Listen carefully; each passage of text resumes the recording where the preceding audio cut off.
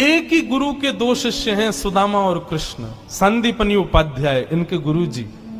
लेकिन एक शिष्य सोने की नगरी का राजा है, पूरे विश्व का अधिपति भगवान है, और एक शिष्य एक फूटी सी झोपड़ी में रहता है। एक बार संदीपनी विद्यालय में जब कृष्ण सुदामा पढ़ते थे तब भृगु ऋषि पधारे, सबसे क्रोधी ऋषि, और आकर के गुरु माँ से भिक्षा मांगी। माते भिक्षाम देहि, माता भिक्षा प्रदान करो। माँ ने मन में विचार किया कि अभी सामग्रियां तो इतनी नहीं कि मैं भिक्षा दे सकूं, मना कर दिया। बोले भगवान आप कल आ जाना, आज तो भिक्षा के लिए सामग्री नहीं है, शाम को जब आ जाएगी तो कल आपको प्रदान कर दूंगा। अब भृगु ऋषि तो क्रोधी, उनको तो जब मांगे तब चाहिए।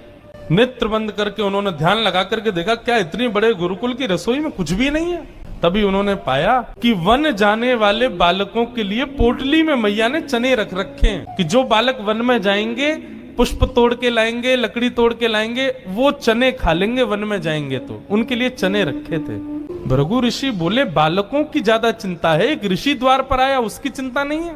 थोड़ी दूर जाकर के अपने कमंडल के जल से श्रापित कर दिया, जो भी उन चनों को खाएगा वो लक्ष्मीहीन हो जाएगा, उसके जीवन से लक्ष्मी चली जाएगी, वो निर्धन हो जाएगा।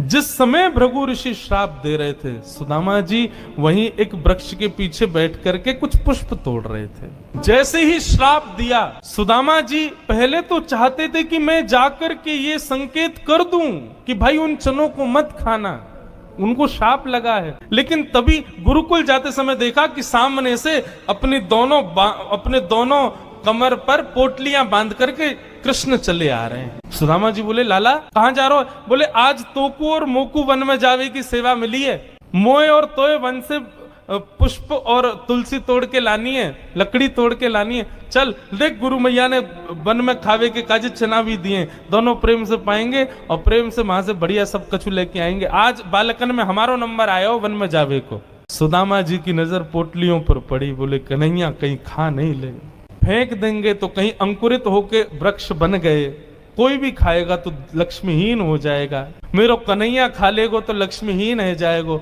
सुदामा जी जिद करने लगे, बोले सुन तू बाकी के सामान रख अपने पास, ये पोटली मोह दे दे मैं बांधू अपने कमर पे। ठाकुर जी बोले क्यों, मैंने बांध तो रखी। बोले तेरो भरोसा ना है, तो को भूख लगेगा तो मेरे बटके ने खा जाएगो, मोकूद है, जब भूख लगेगी तो दोनों बांट के खाएंगे। और जिद करके सुदामा जी ने दोनों पोटली अपने पास रख ली। वन में वृक्षों की लकड़ी तोड़ रहे हैं, पुष्प तोड़ रहे हैं, फल तोड़ रहे हैं। सुदामा जी मौका ढूंढ रहे हैं, कब मौका मिले मैं भागूं एकांत में चने खा लूं। तभी जोर की बारिश होने लगी।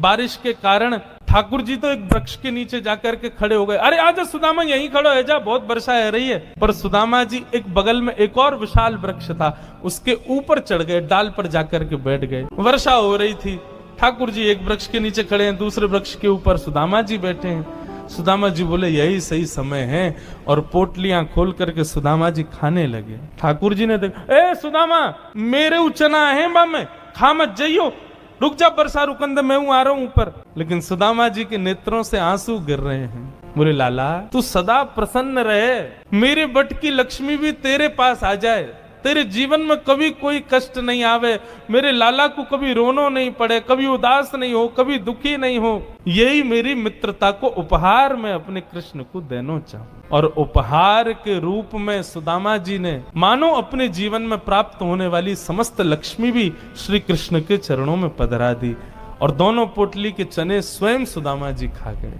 द्वारिकाधीश कृष्ण उस दिन तो सोच रहे थे कि सुदामा तूने एक बार भी विचार नहीं किया कि मेरे भी चने थे उसमें, पा गया। सुदामा जी क्षमा मांगने लगे, बोले माफ कर दे लाला, भूख ज्यादा लगी हमारे, खा गए हो। लेकिन वास्तविकता कौन जाने।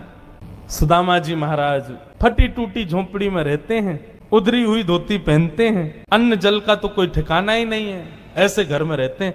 पत्नी बोली द्वारिकाधीश आपके मित्र हैं, आप जाते क्यों नहीं कभी उनसे मिलने? सुदामा जी बोले कहीं मेरी दशा देख करके कोई ये ना सोचे गरीब है, भिखारी मांगने आया, इसलिए मुझे अजीब लगता है। और दूसरी बात ये कि मैं कृष्ण का सखा हूं, अब कृष्ण तो बढ़िया राजकीय वेश में रहता है, अब मैं ऐसे रहता हूं, कोई मुझे देख करके कहीं ये ना सोचे ये कैसा सखा ठाकुर जी का, इसलिए मुझे लगता है कि मैं यहीं से ही उनको भज लूं, उनके पास ना जाऊं।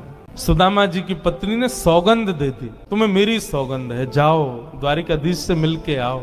पत्नी की सौगंध मान करके सुदामा जी आज विचार करने लगे, जाऊं? कृष्ण ये तो नहीं सोचेगा कि कहां से आ गया, कुछ मांगने आया है। कृष्ण तो नहीं सोचेगा, लेकिन उसकी पटरानियां, उसके राज्य के लोग, महामंत्री आदि, ये सब तो नहीं सोचेंगे। सुदामा जी को बहुत संकोच हो रहा है, लेकिन पत्नी की सौगंध है तो निकल पड़े।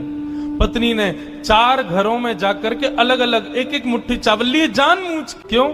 ताकि जब ये पोटली द्वारिकाधीश देखेंगे तो अलग अलग प्रकार के चावलों को देख के पहचान जाएंगे कि एक दाना भी सुदामा के घर का नहीं है। थोड़ी तो कृपा करेंगे मेरे ऊपर। सुदामा जी पोटली दबाए निकल पड़े। सुदामा जी महाराज धीरे धीरे चल करके द्वारिका की ओर जा रहे हैं। चलते चलते महीनों बीत गए सुदामा जी को। तभी एक व्यक्ति से बोले, भैया द्वारिका नगरी कितनी दूर रह गई है अभी यहाँ से? व्यक्ति हंस करके बोला, भगवान आप गलत आ गए हो। बोले गलत? कितनी दूर आ गए? बोले अभी आप कम से कम 50 कोस और पीछे जाओ, वहां से एक रास्ता मुड़ेगा, वो द्वारिका को जाता है, आप तो कहीं और पहुंच जाओगे अभी। सुदामा जी महाराज बोले, भले पधारे भैया द्वारिकाधीश। चलते चलते चलते मैं तो वैसे ही आधो जाऊंगा, मुंह तो लगे मेरे प्राण ही निकल जाएंगे, मैं द्वारिका पहुंच ही ना पाऊंगा। अब लाला तू वैसे तो हमारे हृदय में बैठो है, चल के तो हम पता ना कब पहुंचेंगे, लेकिन लाला तेरी अगर इच्छा हो तो तू ही बुला ले अब मुंह को। और ऐसा कह के सुदामा जी वहीं एक वृक्ष के नीचे लेट गए। जैसे ही लेटे थोड़ी बहुत देर में ही उनको थोड़ी ध्वनि सुनाई देने लगी। नेत्र खोल करके देखा, सोने की नगरी है, चारों ओर जय श्री कृष्ण जय श्री कृष्ण जय श्री कृष्ण नाम की ध्वनि आ रही है। सुदामा जी महाराज थोड़े प्रसन्न हो गए, बोले भैया ये कौन सी नगरी है? किसी व्यक्ति से पूछा ये कौन सी नगरी है? बोले भगवान ये द्वारिकापुरी। मेरे कृष्ण मित्र की नगरी द्वारिका? बोले हाँ ये द्वारिकाधीश की नगरी द्वारिका। सुदामा जी तो नाचने लगे, जय हो वारे कन्हैया तेरी कृपा। भैया ये द्वारिकाधीश कहाँ बैठे होंगे? बोले सामने जो महल दिख रहा है इसी के राजा हैं द्वारिका, आप चले जाओ। सुदामा जी गए द्वारपालों से जाकर के बोले, भगवान मेरी फटी हुई धोती और मेरे पतले दुबले तन को देख करके आप ये मत सोचना मैं गरीब हूँ कुछ मांगने आया हूँ। पहले ही स्पष्ट कर दिया, मैं कृष्ण का सखा हूँ। हम दोनों एक साथ एक ही गुरुकुल में पढ़े हैं, नाम मेरा सुदामा है। आज अपने सखा से मिलने आया हूँ, आप कृपा करके उनको जाकर के ये बता दीजिए। और सुनिए, यदि वो बहुत व्यस्त हो तो उनको परेशान मत करो, आपके इतने बड़े महल में कोई खिड़की हो वहां से मुझको उनका दर्शन करा दो, मैं तो केवल उनको देखने आया हूं। द्वारपालों ने बंधुओं ससम्मान सुदामा जी को बिठाया। कहा महाराज द्वारिकाधीश प्रसाद पा रहे, हम फिर भी निवेदन कर देते हैं। भीतर जाके द्वारपालों ने जैसे ही बताया, द्वार पर आपके सखा आए हैं, बचपन के मित्र हैं, नाम उन्होंने सुदामा बताया है। सुदामा नाम सुनते ही भगवान खा रहे थे, खाते खाते रुक गए। बोले क्या नाम बताया? बोले सुदामा। मेरे बचपन के सखा सुदामा आए हैं बाहर? बोले हाँ नाथ सुदामा जी आए। आप प्रसाद पा लीजिए, हमने उनको कह दिया है आप जब निवृत्त हो जाएंगे तब दर्शन कराएं। भगवान बोले प्रसाद ये आवश्यक है? मेरे मित्र आए सखाए बाहर खड़े, तुम उनको बाहर ही छोड़ के आ गए। भगवान आज पहली बार बीच प्रसाद से उठ गए, दौड़े। महामंत्री, सेनापति, पत्नियां सब दौड़ रही हैं। ऐसा कौन आ गया जिसके लिए भोजन छोड़ के भागे? द्वार पर दीनहीन सी अवस्था है, सुदामा जी खड़े। भगवान ने जाकर के हृदय से लगा ली। बार बार उनके मुख को देखते हैं, फिर हृदय से लगाते हैं, फिर देखते हैं, फिर हृदय से लगाते हैं। अपने गले में गलवैयां डाल करके लेकर के चल रहे हैं। फिर चलते चलते पता नहीं क्या होता है, ठाकुर जी फिर रोकते हैं, फिर हृदय से लगा लेते हैं, फिर चलते हैं, फिर हृदय, बार बार हृदय से लगा रहे हैं और रोने लग रहे हैं ठाकुर जी। रुक्मणी आदि पटरानियों ने ऐसा दृश्य पहले द्वारिका में कभी नहीं देखा। सुदामा जी को ले जाकर के द्वारिका के सिंहासन पर बिठाया।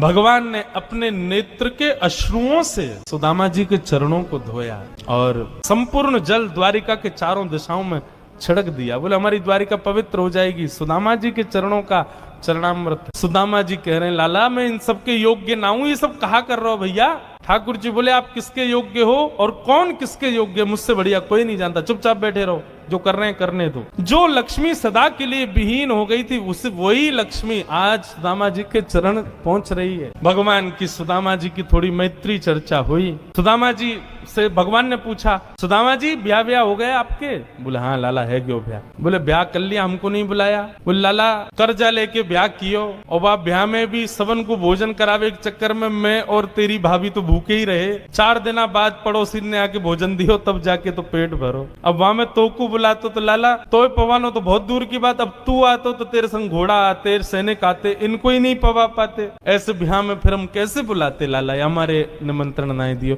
मेरी छोड़ लाला, तू बता तेने ब्याह कर लियो? भगवान बोले हमारे ब्याह की मत पूछो, जैसे आपका ब्याह बताने लायक नहीं ऐसे हमारे ब्याह भी बताने लायक नहीं। बोले नहीं नहीं लाला बता ब्याह भयो कि नहीं? भगवान बोले हो गया। अच्छा भाभी कहाँ है? चलो मिलवाएं भाभी से। बोले यहीं बुलाते? बोले नहीं बड़ी जगह चाहिए भाभी से मिलने के लिए। बोले क्यों? बोले अब चलो पता चल जाएगी। विशाल एक सभागृह था, सुधर्मा सभा, और उसमें महाराज असंख्य जहां तक देखो भगवान की पत्नियां खड़ी हैं, घूंघट सिर पर रखा है, इतनी सारी माताएं बहनें दूर दूर तक सिर दिख रहे हैं, लाल लाल साड़ी पहने भगवान की सब पत्नियां। सुदामा जी बोले द्वारिका की सब माताएं बहनें दर्शन करने आ गई महात्मा का। सुदामा जी बैठ गए, भगवान ने इशारा किया आओ एक एक करके सब प्रणाम करो। मैं रुक्मणी प्रणाम, देवी चरसो भाग्यवती रहो।